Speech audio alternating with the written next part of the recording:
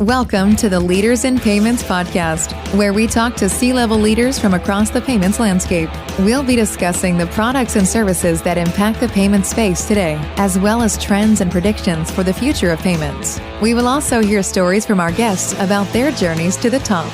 Elegant, simple technology, all under a unified API, number one.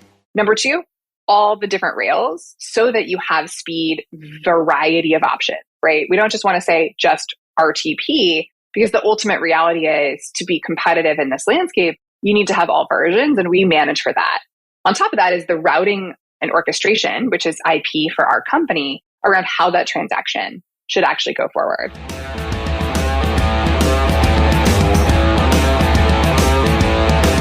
Hi, everyone. That was Stephany Kirkpatrick, the CEO of Orum, and she is our special guest this week on the Leaders in Payments podcast.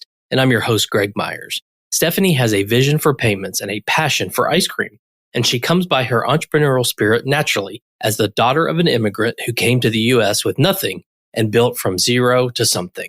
This in and of itself gave her passion for what our financial system can do to power the American household. Orum is a B2B embedded payments program that gives customers access to their money faster. Through their unified API, you can move money in all directions and across all major domestic payment rails. Orum is consistently optimizing for speed, risk, and cost so that consumers' lives can be transactional 24 hours a day, 7 days a week. Tune in this week and hear Stephany talk about the future of crypto, the necessity of RTP, and the $72 trillion market that Orum strives to support and optimize. We've got a great episode ahead, so let's get started.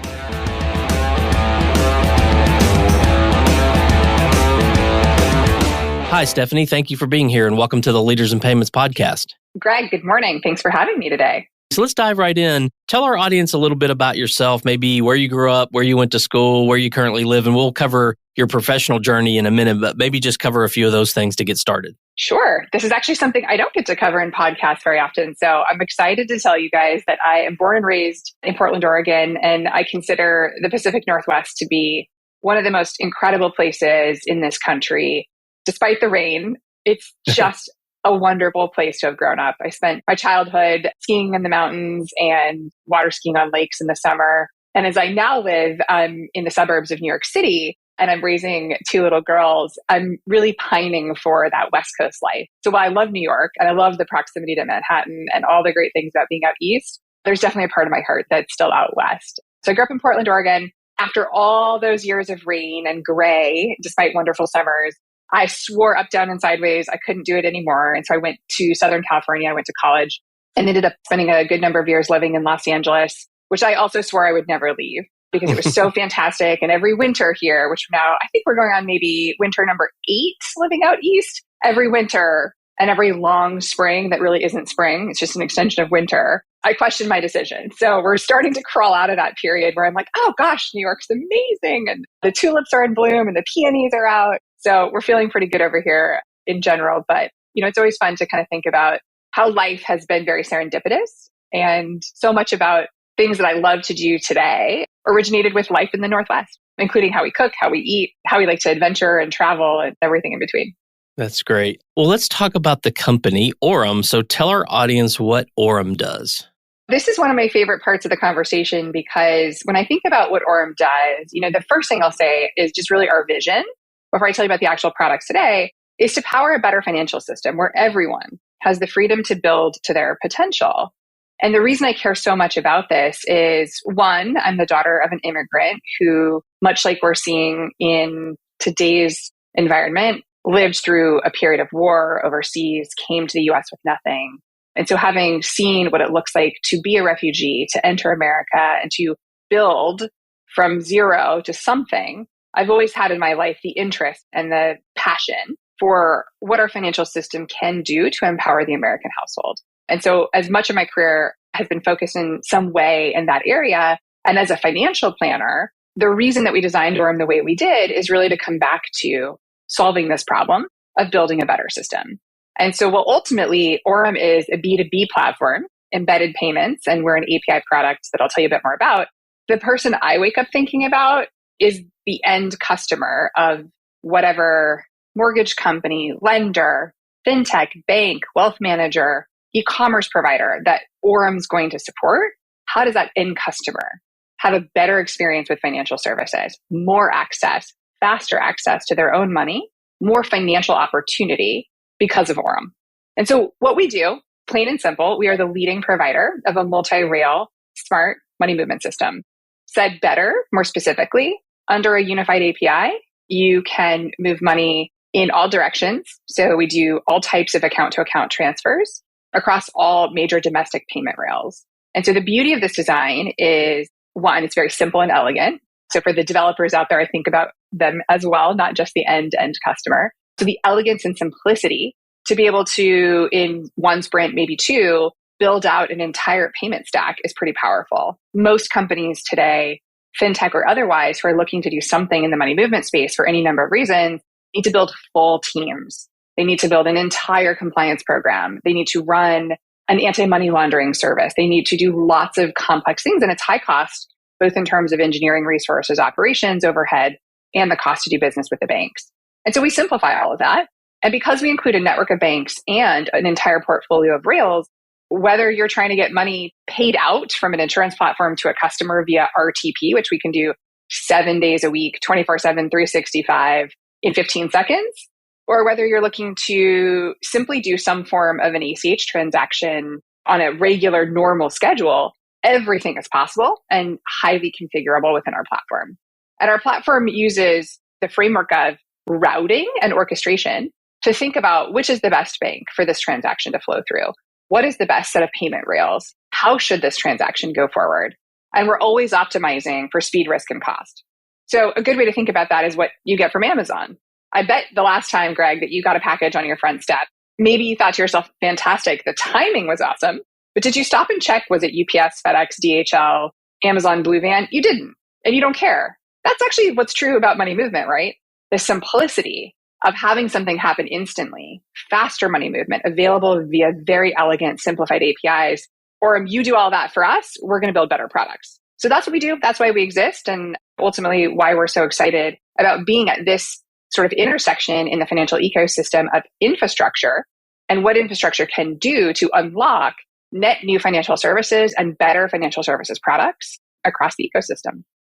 Okay, great. Thanks for that explanation. And you mentioned a few verticals in there. Do you mind kind of giving us a rundown of what verticals you are in today and what are the best kind of use cases for your product?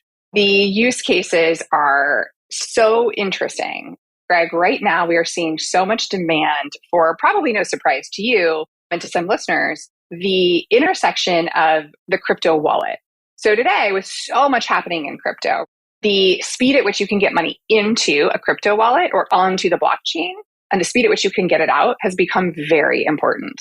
And that's hard because in many cases, due to risk and other things, the on-ramp, off-ramp, as it's called, is often done via wire. And if you think about that, the last time you did a wire was probably not that recent. So one, you don't do them very often. Two, they're really expensive and they don't scale. They're operationally inefficient. And so that is a huge place where things like real-time payments, request for pay, which is the real-time payments version of a pull, faster ACH, and smart money movement can come into play and really solve for the problem of money into and out of crypto wallets. And the same thing is true with brokerage, right? Whether that's with a traditional incumbent financial services provider, or whether that's with a fintech like a Public or others, the ability to get my money into the market at night on the weekends, whether the market's open or not, but get my account funded. The efficiency of the cost of acquisition to have money available in the same time that the person's opening their account, doing their sign-up flow is really powerful. It's also really powerful. And again, this is where I think my CFP roots, as a financial planner always come into play.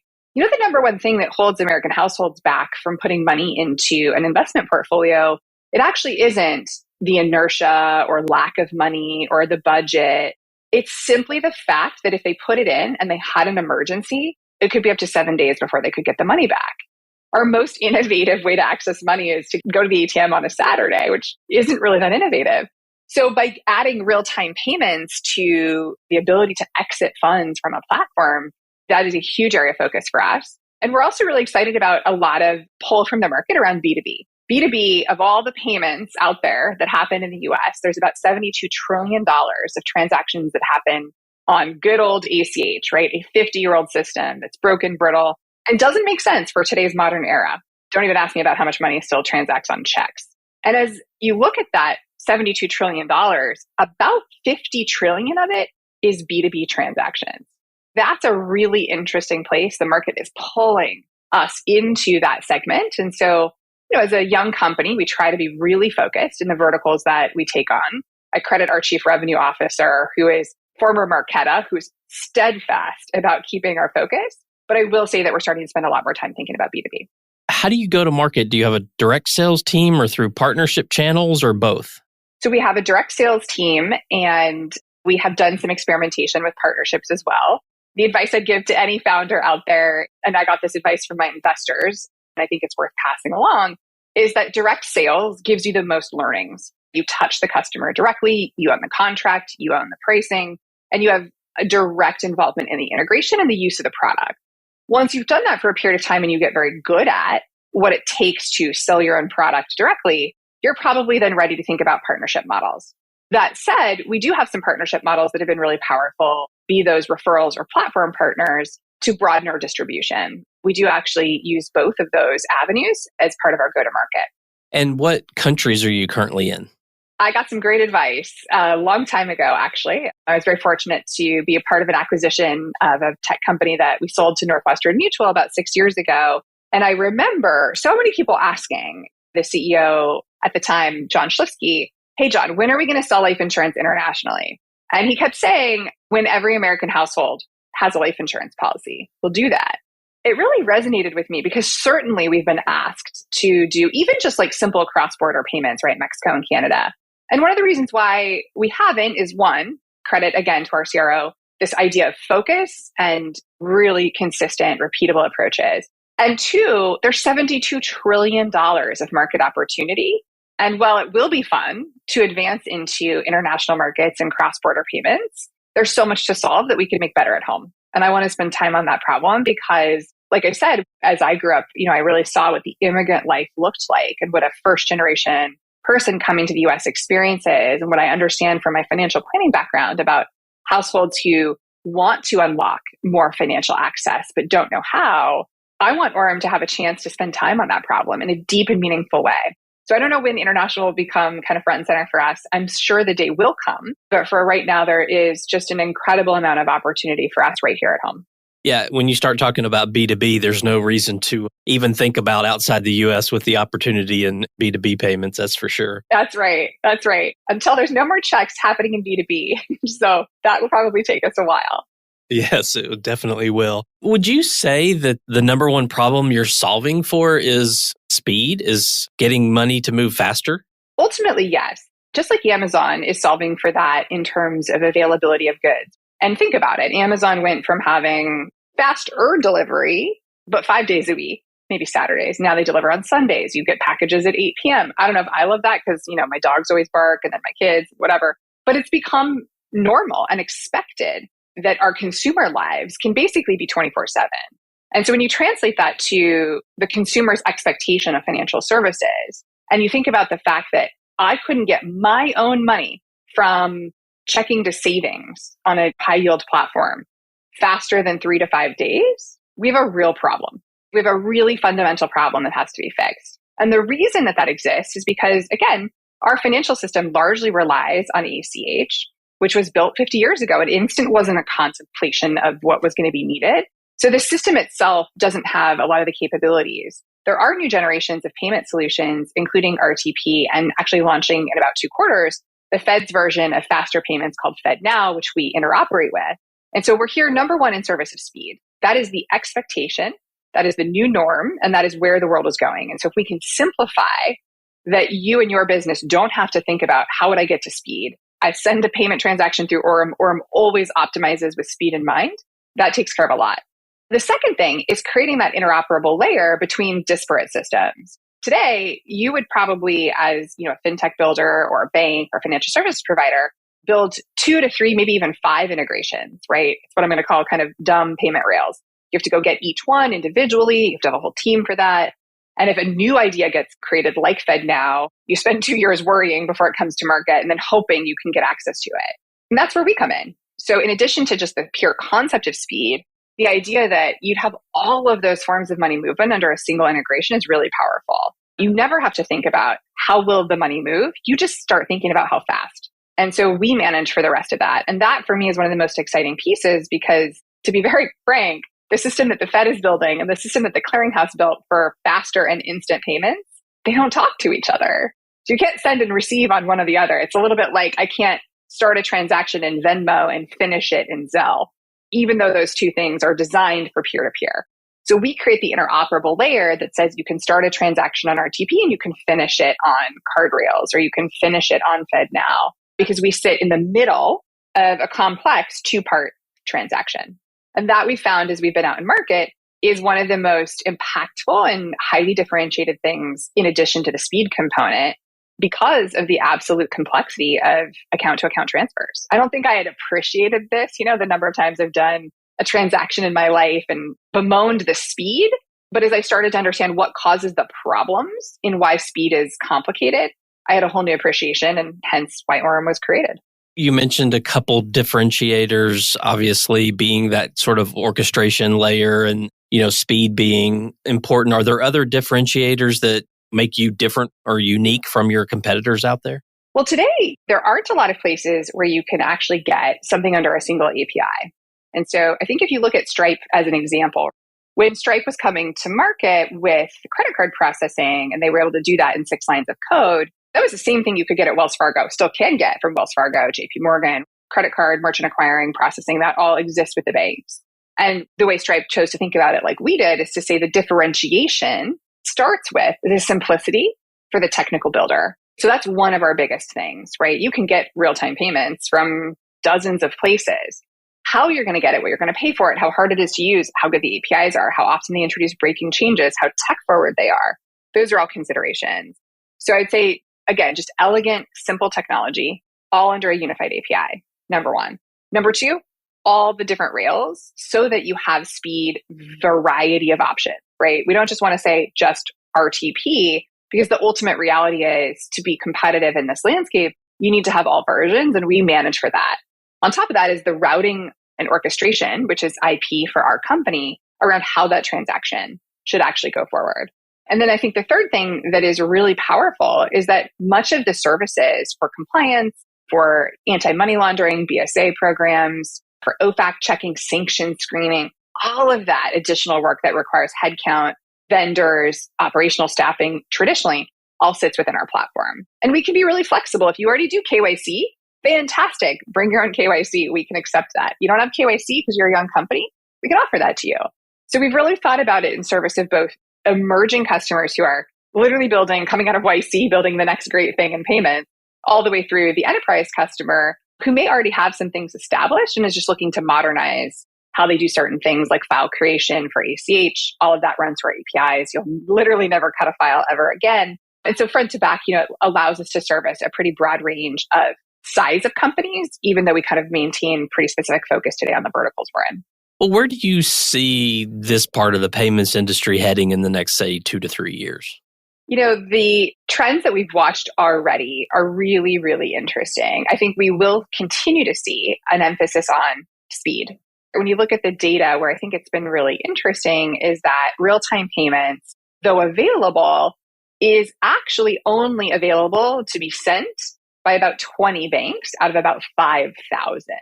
So again, back to the question of when does Orum go anywhere else but here? The answer is not only until everybody doesn't use checks, but also until all 5,000 banks can send and receive a real-time payment. Because we really won't have done our jobs if we don't create ubiquity of access, right? And if I think about financial services historically, as new products have been created in the fintech ecosystem to serve underbanked or credit invisible, accessing banking deserts, accessing real-time payments is going to be really important. I think you're just going to see that trend continues. We're seeing companies pop up that are niche in their focus around real-time payouts, and they use us so they don't have to build a complex payments backend as their infrastructure. And that gets us really excited because we're then able to power the next generation of innovators who are bringing some aspect of real-time to the market and creating access across the ecosystem. So I think we're going to see a lot more in service of speed. I think the other thing we're going to see a lot of in the payments industry, which isn't actually something Orum does, but something we're excited about and where we partner closely with a lot of other companies is in the identity space, because ultimately, even 5 years ago, the vast majority of account opening was happening in person. KYC, know your customer, know your business, KYB.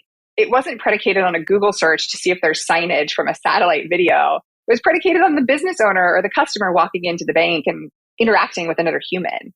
And as that has shifted dramatically in the last 5 years, and especially through COVID, the necessity of the payments industry of really mastering identity in service of, one, absolutely protecting financial services from bad actors who not only may have fraudulent intentions, but actually even worse, have money laundering intentions, is really crucial. And as fintechs have built so many innovative new solutions and grown quickly, they've paid a very high tax that's just an accepted part of the system around fraud. And so I think the kind of intersection of identity and fraud will continue to be a growing force in terms of the ecosystem of payments, and specifically in the infrastructure sector. You mentioned you're already involved in the on-ramps and off-ramps for crypto. Do you think there's a bigger play for blockchain and crypto in payments as more of a method of payment as opposed to just an investment in an asset, so to speak?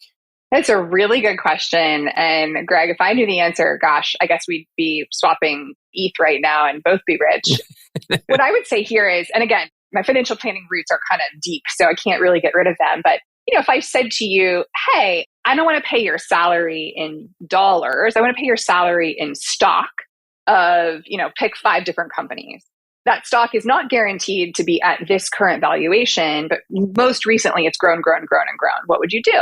Well, that's kind of the question we're asking about Bitcoin and crypto as a form of payment, right? It's not pegged to the dollar. We've already seen both just volatility, which is a natural part of an asset class, and especially recently. And 2, we've certainly seen, even in the USDT specifically, digital currency category, an untethering of the connection between the stablecoin and the US dollar, which is where it's supposed to be pegged for stability. So I don't know the answer. I don't think anyone knows yet. I think there's certainly strong belief and conviction that it could become a form of payment. And with the degree of volatility, it's sort of like asking the question, do you want me to pay you in stock? If it's Google stock, maybe, but there's volatility for everybody. And so I don't know. I'm really curious to see how the intersection of the regulations, the continued advancement of the ability to peg stable coins to USD and everything that goes with that advances, because I think there's real power. The faster we ultimately move away from opening our wallets and being like, well, I have cash, checks, credit cards, and then on my phone, I have all my digital forms of payment, the better, because that's a complexity that our system doesn't really need. And it's why, internationally, countries like India have leapfrogged way ahead of where the US is in terms of instant payments.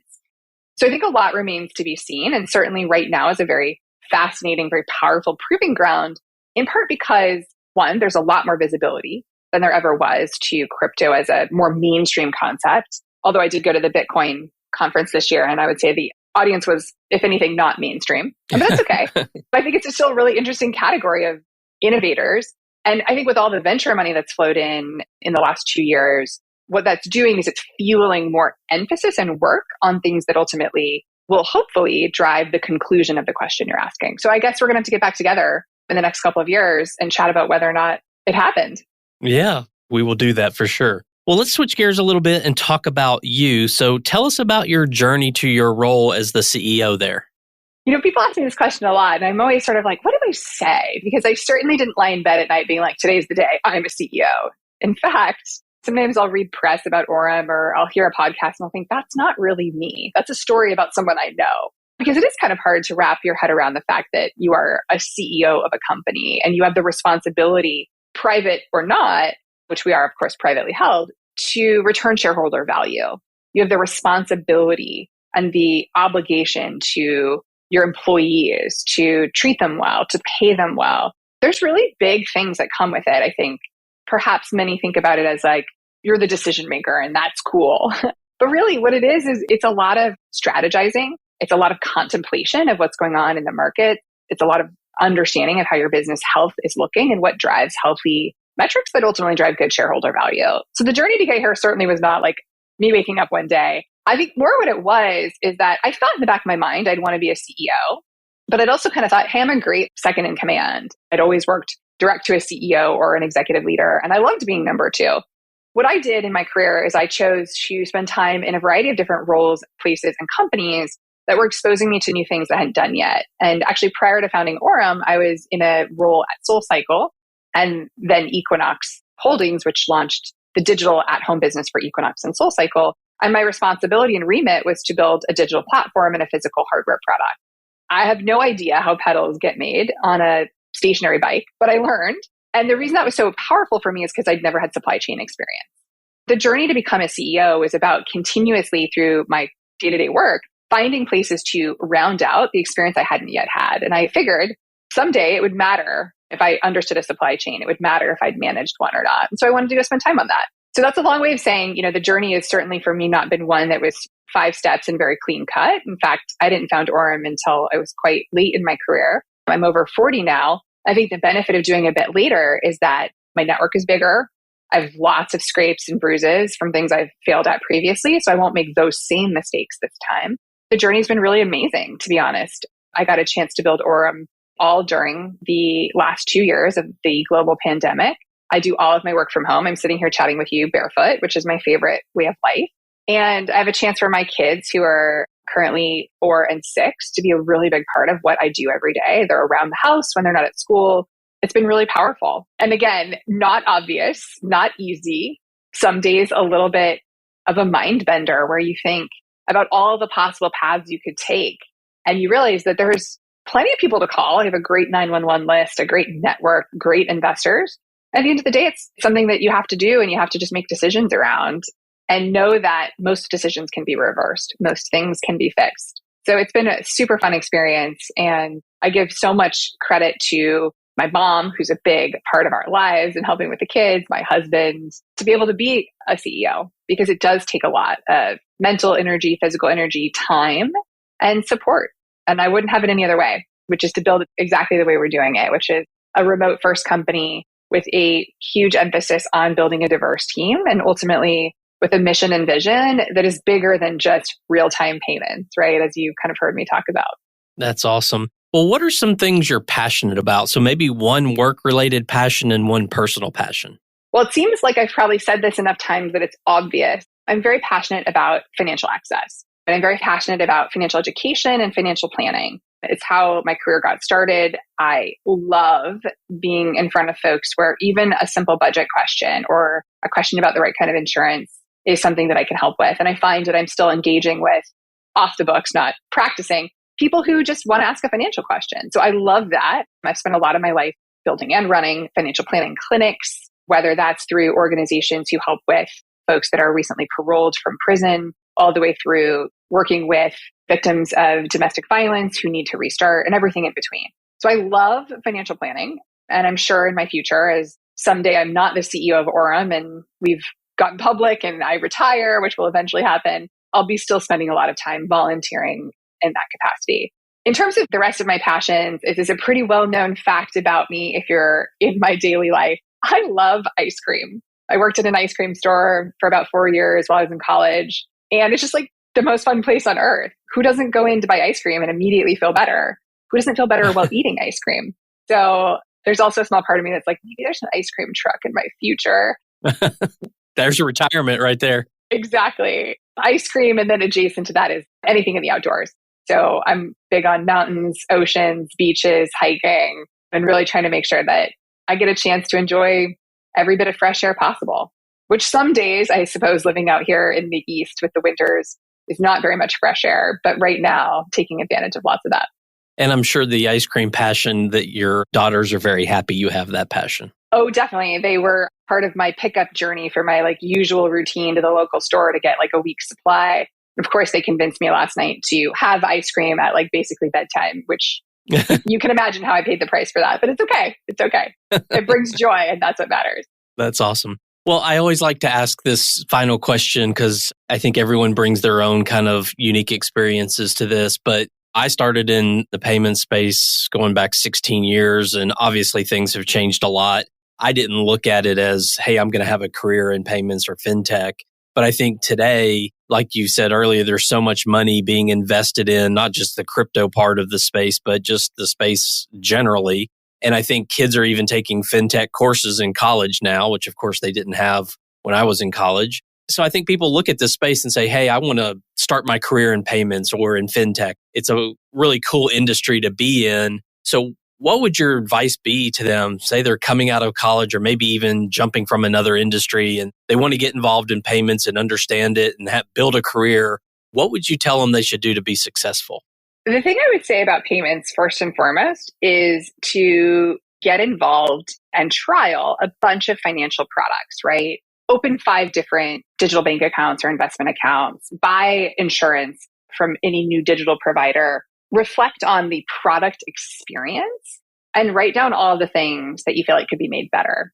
Because that's where payment starts to get very interesting, right? It's not reading a tome of like the history of, although there are good books out there, the history of the payment system.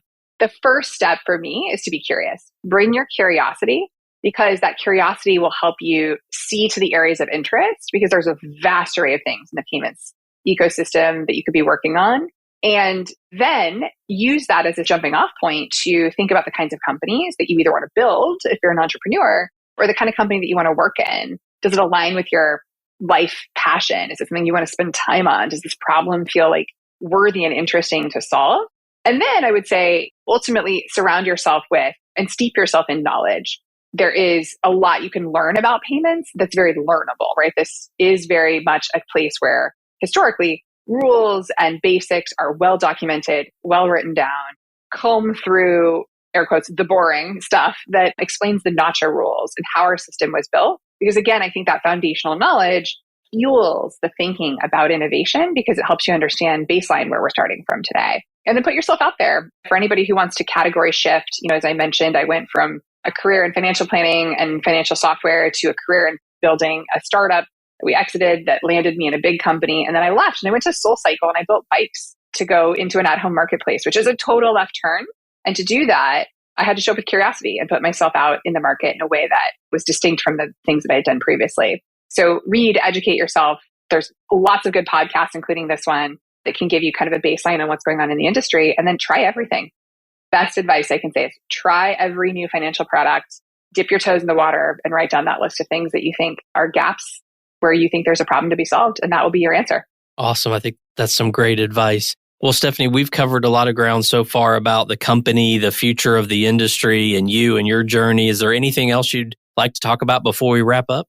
I mean, shameless plug. We are always hiring. So check out Orum.io. And further shameless plug, if you're listening and you're like, oh, real-time payments, faster money movement, basic money movement, but on a better API, call me. Or better yet, head to Orum.io. And there's a couple of ways that you can get in touch. We'd love to work with you. And if you're building your career, look me up on LinkedIn and reach out. I'd be excited to chat about all things payments. Awesome. Well, Stephany, thank you so much for your time today. I know it's very valuable, so thank you so much for being here. Yeah, it's my pleasure. Thanks so much. This was a great conversation. Yes, I really enjoyed it. And to all you listeners out there, I thank you for your time as well. And until the next story. Thank you for joining us this week on the Leaders in Payments podcast. Make sure you visit our website at leadersinpayments.com, where you can subscribe to the show and where you'll find our show notes. If you enjoyed listening, please share on your social channels as well.